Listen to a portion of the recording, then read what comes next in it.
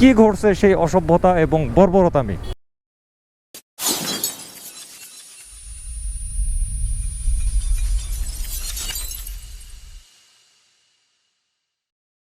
Hello viewers, কি অবস্থা সবার, কেমন আছেন? আশা করি আপনারা প্রত্যেকে নিশ্চয়ই ভালো আছেন, সুস্থ আছেন এবং নিরাপদে আছেন। আজকে কি বলবো, শুধু আজকে না, গত কয়েকদিন ধরে রৌদ্রের তাপ এত বেশি, আর এরকম তাপের পরিবেশের মধ্য দিয়ে এই বাসা থেকে প্রতিদিনই বের হতে হচ্ছে।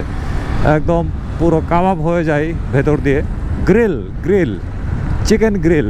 তো এখন সরাসরি চলে যাব মিরপুর 60 ফিটে। আজকে একটা অনুষ্ঠান আছে, সেটা নিশ্চয়ই টাইটেল আর থাম্বনেলে কিছু হিন্ট পেয়ে গেছেন। স্করপিয়ন হেলমেট অবশেষে বাংলাদেশে আনুষ্ঠানিকভাবে উদ্বোধন হতে যাচ্ছে। স্করপিয়ন হেলমেট আর স্করপিয়ন হেলমেট বাংলাদেশে আনতেছে হচ্ছে কিন্তু আমাদের মামুন ভাই।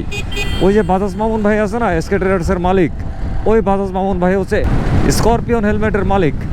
আর শোরুমটা কোথায় পড়ছে, কি পড়ছে, ওগুলা সব পরে আস্তে আস্তে দেখাই নিব।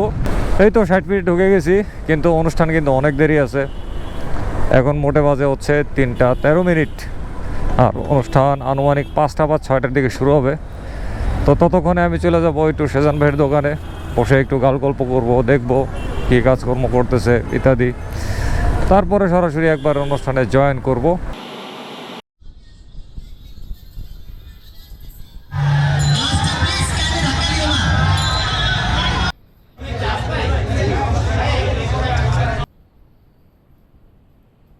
রিকু ভাই, স্করপিয়নের উদ্বোধনী অনুষ্ঠানে কেক কাটার কোনো লোক নাই। যারা আছে তারা খুবই আনাড়ি, তারা সাহস পাইতেছে না এত সুন্দর কেকটা কিভাবে কাটবো, এই জন্য রিকু ভাই। তো এরপরে আমি দায়িত্ব নিছি, নির্দয়ের মতো এটা কাটতে হবে, খাইতে হবে। তো এবং রিকু ভাই কাটছে, একটা ছোট একটা বড়, মাঝখানে নাই, আবার ছোট বড়। নিয়ামত, তুমি ভালো হয়ে যাও।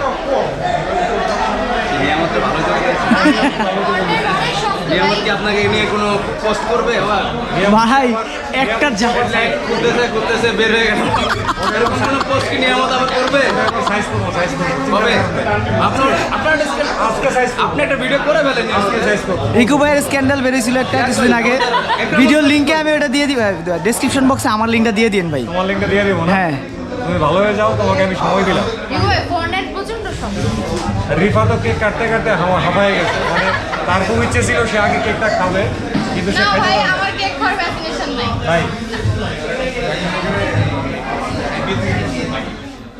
এরই মাঝে কলাম কাটা সমাপ্তি হলো।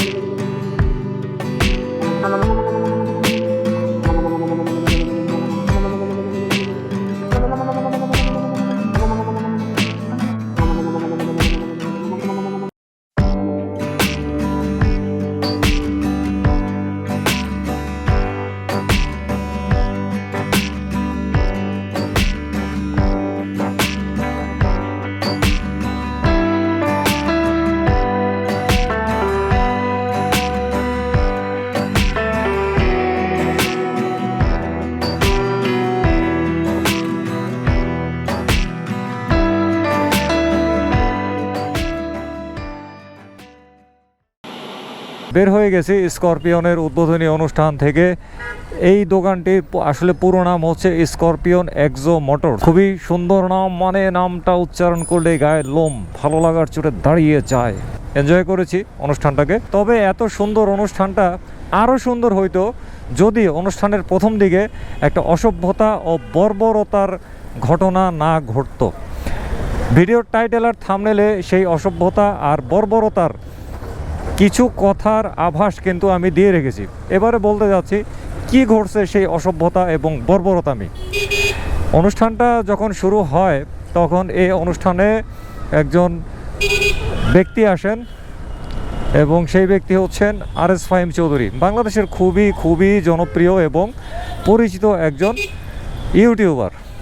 তাকে আমিও পছন্দ করি। সে বয়সে আমাদের অনেক ছোট, একদম ছোট ভাইয়ের মতন। আমারও তাকে আসলে খুব বেশি ভালো লাগে। তো তিনি যেহেতু এত জনপ্রিয় এবং এত পরিচিত, সুতরাং তার প্রচুর ফ্যান ফলোয়ার আছে, থাকাটা খুবই স্বাভাবিক। তো সেই ফ্যান ফলোয়াররা তাকে ঘিরে ধরছে রাস্তার মধ্যেই, এটাও মেনে নিলাম, খুবই স্বাভাবিক। এবারে দেখুন, আমি আপনাদেরকে সামনে দেখাচ্ছি, কাগজের মতো রাস্তায় পড়ে আছে, দেখছেন? ভালো করে দেখেন এই সাদা কালো অংশগুলো কি? এগুলা হচ্ছে বেলুন। এই বেলুনগুলা লাগানো ছিল, এই দেখেন উপরে এখন একটা লম্বা দণ্ড দেখাচ্ছি, ডান থেকে বাম দিকে পুরোটা দেখাচ্ছি। এই দণ্ডটার মধ্যে লাগানো ছিল এই বেলুনগুলো। তো RS ফাহিম চৌধুরীর সাথে তার সমর্থকরা হুমড়ি খেয়ে খুবই উশৃঙ্খলভাবে এই স্করপিয়ন এক্সো মোটরসের প্রোগ্রামে প্রবেশ করতে চাচ্ছিল, কিন্তু তাদের উশৃঙ্খলতা আর বর্বরতার রূপ দেখে স্করপিয়ন কর্তৃপক্ষ তাদেরকে আর ভেতরে প্রবেশ করতে দেয়নি। কারণ ভেতরে পরিবেশটা একদম নষ্ট করে ফেলবে, একদম বিশৃঙ্খলা লাগাই ফেলবে। তো তাদেরকে যখন ঢুকতে দেয় নাই, তখন তারা করছে কি, রাগে ক্ষোভে আবেগে ভালোবাসায় একবারে ওই বেলুনগুলারে একটা করে ছিঁড়া ফোটায় একদম পরিবেশটারে আরও নষ্ট করে দিছে। মানে একটা যে সৌন্দর্যতা ছিল প্রবেশ পথের, সেইটারে একদম তারা পুরা গণধর্ষণ করে দিছে। আমি ওই টাইমে আমি ছিলাম বাইরে, তো আমি শুধু বাইরে থেকে দাঁড়ায় এই ভক্ত শ্রেণীর, আশেকান জাকেরান শ্রেণীর বর্বরতা দেখছিলাম দাঁড়ায়। আর কি যে, মানে আমি আসলে বলার ভাষা খুঁজে পাইতেছি না। আমার এত রাগ হয়েছে, এবং আমি শুধু একাই নেই, এখানে আমার মতন বয়সী, আমার চেয়ে কিছু ছোট, আমার বড় ভাই, ছোট ভাই সবাই ছিলেন। আমরা সবাই একদম পুরো হয়ে গেছি যে কি করতেছে এরা। এখন কি আমি দোষটাকে RS ফাহিম চৌধুরীকে দিব? না, আমি RS ফাহিম চৌধুরীকে দোষ আমি দিতে পারি না। প্রত্যেকটা অপরাধের দায় হচ্ছে ব্যক্তির নিজের। এই যে ছেলেগুলা বাইরে দাঁড়ায় এই কাজগুলা করছে, এই কাজগুলা করা কি আদৌ ঠিক হয়েছে? এখন কেউ যদি বলতে যায় যে এগুলা কিভাবে হয়েছে বা কারিয়া হয়েছে, তখন কিন্তু RS ফাহিম চৌধুরীর নামটা চলে আসবে, আসাটা খুবই স্বাভাবিক। তো এই ভক্তরা আমি মনে করি RS ফাহিম চৌধুরীর ক্ষতি করে গেছে। এই ধরনের ভক্ত, আশেকান, জাকেরান, এগুলা হচ্ছে খুব ক্ষতিকর, এগুলা খুবই ক্ষতিকর। এই ধরনের ভক্ত, আশেকান, জাকেরান কোনো ইউটিউবারের বা কোনো সেলিব্রিটির থাকা উচিত না বলে আমি মনে করি। কারণ এই ধরনের ভক্তরা আইসা সংশ্লিষ্ট ইউটিউবার বা সেলিব্রিটি তাদেরকে যে পরিমাণ জ্বালাতন করে যায় আর ক্ষতি করে যায়, সেটা স্বয়ং সেই কন্টেন্ট ক্রিয়েটর, সেই ইউটিউবার, সেই সেলিব্রিটি ভালো জানে। আমি খুবই ঘৃণা প্রকাশ করতেছি সেই সমস্ত লোকদের প্রতি যারা স্করপিয়ন এক্সো মোটরসের প্রোগ্রামটারে এইভাবে নষ্ট করে গেছে, বিশৃঙ্খল করে গেছে, অপরিচ্ছন্ন করে গেছে। তো স্করপিয়ন এক্সো মোটরসের অনুষ্ঠানে আজকে এই অসভ্যতামি, এই উশৃঙ্খলতা, আনন্দের নামে অশালীনতায় শুধু দাঁড়ায় দেখছি। আর ওইদিকে ভেতরে হেঁটে কিছু হেলমেট হাতে নিয়ে মাথায় দিয়ে দেখছি। আজকের অনুষ্ঠানে যে অবস্থা হয়েছে, বা যে কোনো অনুষ্ঠানে যাই না কেন, এরকম পরিস্থিতিতে আসলে এই হেলমেট সম্পর্কে এত কিছু কথাবার্তা কিন্তু বলা যায় না, পরিবেশ থাকে না আসলে, এটা খুবই স্বাভাবিক। এটা যদি আজকে এই অসভ্যতা আমি নাও হয়তো, তাও আমি ওইটা করতে পারতাম না, হেলমেটের ডিটেলস আপনাদেরকে জানাতে পারতাম না। তো আরেকদিন অন্য কোনো সময়ে এবং আরও কয়েকটা ব্লগে স্করপিয়ন হেলমেট সম্পর্কে আপনাদের সামনে বিস্তারিত তথ্য তুলে ধরব।